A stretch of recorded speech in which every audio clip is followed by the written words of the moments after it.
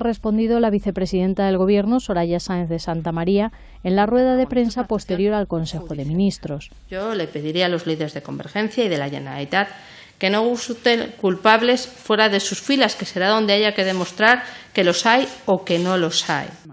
Y ha pedido respeto para las decisiones judiciales.